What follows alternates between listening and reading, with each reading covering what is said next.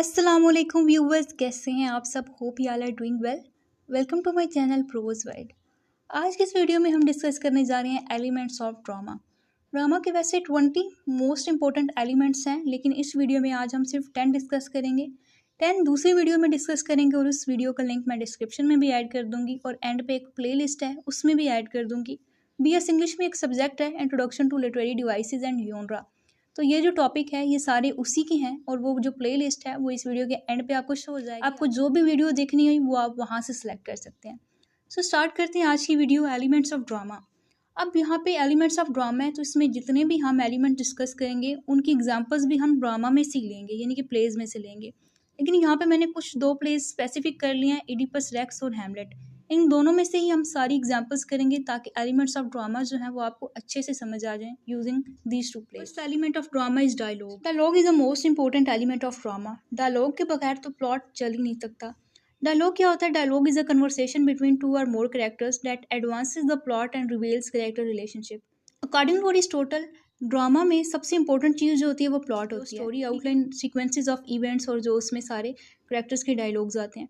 तो डायलॉग्स जो होते हैं कैरेक्टर के वो ही प्लॉट को मूव कर रहे होते हैं, यानी कि जिसमें स्टोरी चलती है सबसे पहले एक्सपोजिशन होती है, राइजिंग एक्शन, क्लाइमैक्स। तो कैरेक्टर्स के जो डायलॉग होते हैं वो सारी स्टोरी मूव कर रहे होते हैं। डायलॉग से हमें पता चलता है कि स्टोरी क्या चल रही है और कैरेक्टर्स की आपस में रिलेशनशिप कैसी है। तो डायलॉग से हमें दो चीज़ों का पता चलता है, एक कैरेक्टर्स का पता चलता है और दूसरा स्टोरी का पता चलता है कि स्टोरी कहाँ जा रही है। Oedipus Rex से एग्जाम्पल लेते हैं। The heated dialogue between Oedipus and Tiresias reveals Oedipus pride and the prophecy. इसमें क्या होता है कि Oedipus और टाइरेसियस की जो है आर्ग्यूमेंट्स हो रहे होते हैं। ये पता चलता है कि Oedipus किंग जो है वो बहुत ही प्राइडफुल है। प्रोफेसी का पता चलता है जो कि टाइरेसियस जो कि ब्लाइंड प्रॉफिट होता है उसने प्रोफेसी बताई होती है। Next is Hamlet. हैमलेट जो है वो शेक्सपियर का एक play. Short exchange between Hamlet and Polonius shows Hamlet wit and growing madness. ठीक है, तो इनके डायलॉग से पता चल रहा होता है कि हैमलेट इंटेलिजेंट है और फिर उसकी मैडनेस का भी पता चल रहा है जो कि वो शो करता है।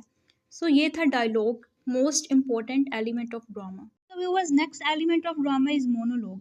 मोनोलॉग भी बहुत ज़्यादा यूज होता है ड्रामाज में। देखते हैं कि इसकी डेफिनेशन क्या है। A long speech delivered by one character either to other or as a form of inner reflection. पहले हमने डिस्कस किया डायलॉग। डायलॉग मतलब conversation between two or more people, लेकिन मोनोलॉग जो है ये एक ऐसी कन्वर्सेशन होती है, ऐसी स्पीच होती है जिसमें सिर्फ एक कैरेक्टर ही बोलता है। वो कैरेक्टर दूसरे कैरेक्टर के साथ भी बोल सकता है, लेकिन जो लिसनर होता है वो साइलेंट होता है या फिर वो खुद से ही बातें कर सकता है as a form of inner reflection. Oedipus Rex में Oedipus deliver a monologue expressing the determination to uncover king Laius killer. Oedipus जो है वो खुद से बात कर रहा होता है, मतलब उसका एक मोनोलॉग होता है जिसमें वो कहता है कि उसने किंग लियस का जो किलर था वो उसको ढूंढ के रहेगा, लेकिन बाद में पता चलता है कि किलर तो ये खुद ही था। Next example is from Hamlet. Hamlet का most important monologue to be or not to be monologue reveals is internal conflict about life and death. इसमें इसका सेल्फ होता है, मतलब ये खुद से बात कर रहा होता है, इनर रिफ्लेक्शन होता है इसमें। इससे हमें पता चलता है कि उसका क्या इंटरनल कॉन्फ्लिक्ट था अबाउट लाइफ एंड मतलब वो सोच रहा होता है कि क्या करना चाहिए, सुसाइड कर लेनी चाहिए या फिर इस दुनिया में जी लेना चाहिए। Next element of drama is tragedy. ये ट्रेजेडी जो है ये ड्रामा की एक टाइप भी है या फिर सब जॉनरा ऑफ ड्रामा है। इसमें क्या होता है? It's a serious play with a sorrowful ending usually involving the downfall of the protagonist. Tragedy जो होती है वो एक सीरियस प्ले होता है जिसमें बहुत ही सॉरफुल एंडिंग होती है। इसमें क्या होता है? मेन कैरेक्टर का डाउनफॉल होता है या फिर मेन कैरेक्टर की डेथ हो जाती है।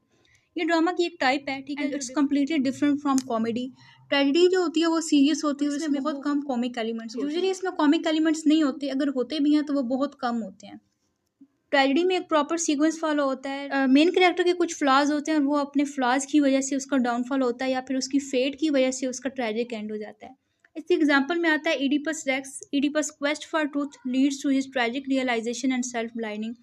वो कहता है कि मैंने ट्रुथ जान के रहना है अबाउट किंग लियस डेथ, और उसके बाद क्या होता है कि जब उसको सच पता चलता है, सेल्फ रियलाइजेशन होती है तो वो खुद को ब्लाइंड कर लेता है, सेल्फ ब्लाइंडनेस, क्योंकि किंग लियस को इसी ने किल किया होता है। Example is from Hamlet. Hamlet की indecision and obsession with revenge leads to death of nearly even major characters.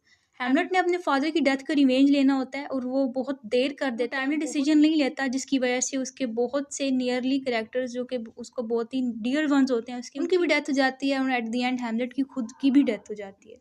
Next element of drama is comedy. Comedy जो है वो ट्रेजेडी से बिल्कुल डिफरेंट होती है, यानी कि ट्रेजेडी जो कि एक बहुत ही सॉरफुल होती है, कॉमेडी जो है वो एक ह्यूमरस प्ले होता है, लाइट हार्टेड होता है। इसमें हैप्पी एंडिंग्स होती हैं, इसमें सैड एंडिंग्स नहीं होती, ना ही कोई ट्रेजिक फ्लॉज होते हैं और ना ही कोई डाउनफॉल होता है।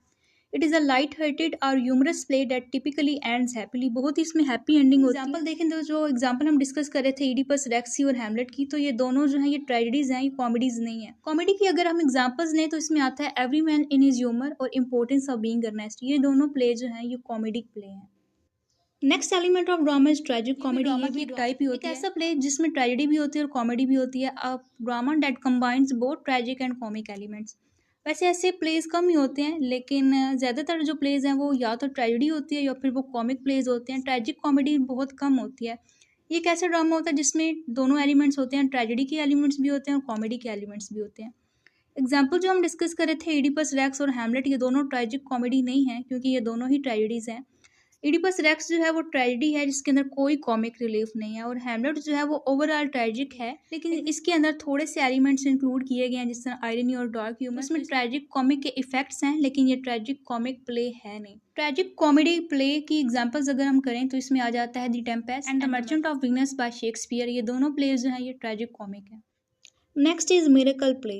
मिरेकल प्लेज जो हैं ये 12 to 16th सेंचुरी में होते थे। Were religious plays based on the lives and miracles of saints. 12 to 16th century में ये परफॉर्म होते थे on religious festival or feast. इसका नाम मिरेकल प्ले इस वजह से था क्योंकि इसमें मिरेकल्स होते थे। जिस तरह अगर एक पर्सन की डेथ हो जाती थी तो वो दोबारा जिंदा हो जाता था, और या फिर कोई बीमार था, उसकी सीरियस कंडीशन होती थी तो वो बिल्कुल ठीक हो जाता था। मतलब इसमें मिरेकल्स होते थे, तो इसकी वजह से इसका नाम मिरेकल प्लेस था। मोस्टली जो है वो lives and miracles of cents दिखाए जाते थे। जो प्लेस हम डिस्कस कर रहे थे इडिपस और हैमलेट, ये जो है ये मिरेकल प्लेस नहीं है। जो है वो मिरेकल प्ले नहीं है, लेकिन इसके अंदर थोड़ा सा इंक्लूड है मिरेकल प्लेस के एलिमेंट, यानी कि डिवाइन इंक्लूड है, प्रोफेसीज हैं और इन्फ्लुएंसेस ऑफ गॉड्स हैं, लेकिन ये मिरेकल प्ले नहीं है।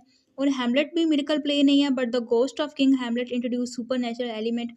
हैमलेट जो है वो एक मिरेकल प्ले नहीं है, लेकिन इसके अंदर सुपर नेचुरल एलिमेंट को इंट्रोड्यूस करवाया गया, जिस तरह किंग हैमलेट का गोस्ट आता है। अगर हम एग्जांपल देखें मिरेकल प्लेस की, तो इसमें एक प्ले आता है the play of Saint Nicholas. वो एग्जांपल है मेडिवल प्ले की।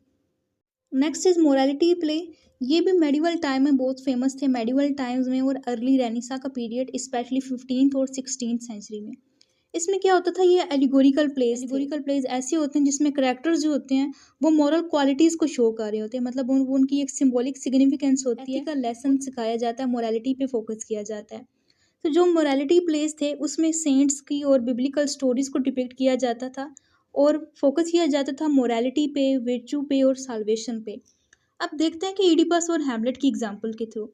इडिपस रेक्स जो है वो मोरालिटी प्ले नहीं है, लेकिन इसमें जो है ना थीम है फेट का, गिल्ड का और लिमिटेशन ऑफ ह्यूमन पावर का। सेम जो है हैमलेट, वो भी मोरालिटी प्ले नहीं है, लेकिन इसमें जो है जस्टिस और पर्सनल इंटेग्रिटी के एलिमेंट्स हैं। प्ले की एग्जांपल में आता है एवरी मैन। प्ले जो है ये मोरालिटी प्ले था। Next element of drama is interlude. Interlude क्या होता है, प्ले विद इन अ प्ले, यानी कि एक प्ले चल रहा है, अंदर एक शॉर्ट ड्रामा चलता है, एक परफॉर्मेंस होती है जो अक्सर ह्यूमरस भी हो सकती है या फिर वो सीरियस भी हो सकती है। Perform between acts or during a pass. चल रहे होते हैं, यानी कि प्लेस के एक्ट्स होते हैं, तो उन एक्ट्स के दरमियान ये जो शॉर्ट प्ले है ये होता है, या फिर जब पास चल रहा होता है उसके दौरान ये इंटरलूड होता है। जिस तरह इडिपस रेक्स में कोरल ओड्स जो हैं वो इंटरलूड हैं, ये एपिसोड्स के दरमियान होती हैं। और हैमलेट में जो प्ले चलता है, play within a mouse trap, जो कि प्रिंस हैमलेट इसको अरेंज करता है, serve as a interlude and reveals king Claudius. चल जाता है कि king Claudius is guilty of murder. So viewers, next element of drama is 3 unities, जिनको क्लासिकल यूनिटीज़ ऑफ ड्रामा भी कहा जाता है या classical rules of drama. Aristotle ने भी इस पर बहुत ज़्यादा फोकस किया। तो देखते हैं वो यूनिटीज़ क्या हैं। 3 किस्म की यूनिटीज़ हैं, unity of action, unity of time and unity of place. Unity of action क्या होता है कि एक मेन प्लॉट होना चाहिए, इनके पूरी स्टोरी के अंदर प्लॉट एक ही मेन होना चाहिए। यूनिटी ऑफ टाइम ये है कि प्ले जो है वो विद इन 24 आवर्स ही होना चाहिए, यानी कि 24 आवर्स से ज़्यादा नहीं होना चाहिए। एक दिन के अंदर जो प्ले है उसकी जितनी भी सेटिंग है वो एक ही दिन के अंदर होनी चाहिए। यूनिटी ऑफ प्लेस में ये है कि सिंगल लोकेशन होनी चाहिए, यानी कि प्लॉट में जितनी भी सेटिंग्स होती हैं वो एक ही सेटिंग होनी चाहिए। जिस तरह इडिपस रेक्स की सेटिंग थी मॉडर्न ड्रामाज में देखें तो लंदन में हो या फिर वो पेरिस में हो, लेकिन उसकी सेटिंग एक ही होनी चाहिए, या तो लंदन हो या फिर पेरिस हो। सो इसमें Oedipus Rex strictly follows all the unities. ये तीनों यूनिटीज़ इडिपस रेक्स में हैं। इडिपस रेक्स का जो प्ले था उसमें ये तीनों यूनिटीज़ को फॉलो किया गया, लेकिन हैमलेट में तीनों को ही ब्रेक किया गया, क्योंकि इसके अंदर एक प्लॉट नहीं है, इसके अंदर मल्टीपल सब प्लॉट्स हैं, यानी कि इसके अंदर यूनिटी ऑफ एक्शन नहीं है, यूनिटी ऑफ टाइम भी नहीं है क्योंकि इसके अंदर डिफरेंट टाइम्स हैं, डिफरेंट टाइम फ्रेम्स हैं, और यूनिटी ऑफ प्लेस भी नहीं है क्योंकि इसके अंदर बहुत ज़्यादा लोकेशन शो करवाई हैं। सो इडिपस रेक्स में ये तीनों यूनिटीज़ हैं, लेकिन हैमलेट में ये तीनों यूनिटीज़ ही नहीं है। शेक्सपियर जो है वो फॉलो नहीं करते थे। तो viewers, next element of chorus. Chorus जो है ये ज़्यादातर क्लासिकल ड्रामाज में, ग्रीक ड्रामाज में होता था, मॉडर्न ड्रामाज में ये नहीं होता। इसकी डेफिनेशन ये है, group of performers who comment on the action, express public opinion and guide the audience. ये कोरस जो है ये ग्रुप ऑफ परफॉर्मर्स होते थे, ग्रुप ऑफ पीपल होते थे जो कि कमेंट करते थे एक्शन पे कि अब ये एक्शन हो रहा है। मतलब इससे ये होता है कि रीडर्स जो हैं या फिर व्यूअर्स हैं उनको पता चल रहा होता है कि क्या एक्शन हो रहा है। फिर वो पब्लिक की ओपिनियंस भी बताते थे कि पब्लिक अब डर गई है, अब इस तरह हो रहा है, गाइड करते थे। यानी कि अगर ऑडियंस को समझ नहीं आ रही होती थी कि क्या हो रहा है तो वो कमेंट्री एक किस्म की करते थे जिससे ऑडियंस को पता चल जाता है कि प्ले में क्या हो रहा है। एडिपस रेक्स में है कोरस, ठीक है, उसमें प्रॉपर लोग होते थे जो कि बताते थे कि अब एक्शन क्या चल रहा है, मतलब उनका भी एक प्लॉट में रोल होता था। और हैमलेट में कोई भी कोरस का एलिमेंट नहीं है, ठीक है। शेक्सपियर ने वैसे ही यूनिटीज को फॉलो नहीं किया तो शेक्सपियर ने यहाँ पे कोरस का एलिमेंट भी फॉलो नहीं किया, तो कोरस नहीं है लेकिन हैमलेट की सोलिलोकीज हैं, उसके मोनोलॉग्स हैं, मतलब जब वो खुद से ही बातें करते हैं। तो ये जो है रिफ्लेक्टिव पर्पस थे, यानी कि इससे हमें हैमलेट के थॉट्स का पता चलता है, लेकिन इसके अंदर कोरस का एलिमेंट नहीं था।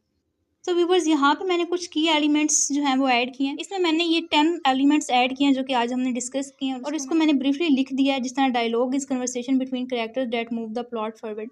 तो ये अगर आप याद रखेंगे तो हमने जितनी भी डिस्कशन की उसको आप इजीली रिकॉल कर सकते हैं और उनकी एग्जांपल्स को भी रिकॉल कर सकते हैं। तो ये आप जरूर देख लीजिए। वीडियो में स्लाइड ऐड करने का पर्पज़ ये होता है कि आपको साथ साथ नोट्स भी मिल सकें, तो वीडियो के दौरान नोट कर लिया करें या फिर आप इनकी स्क्रीनशॉट लेके बाद में भी नोट कर सकते हैं। तो व्यूअर्स होप्स आपको ये वीडियो बहुत अच्छी लगी होगी। वीडियो को लाइक करें, फ्रेंड के साथ शेयर करें, सब्सक्राइब करना मत भूलें। व्यूअर्स चैनल को सपोर्ट करेंगे तो इस तरह की मजीद वीडियोस आपको देखने को मिलेंगी। तो यहाँ पे एक प्लेलिस्ट शो हो रही होगी, आपको जो भी वीडियो देखनी है इससे रिलेटेड आप वहाँ से जाकर सिलेक्ट कर सकते हैं। तो मिलते हैं आपसे नेक्स्ट वीडियो में।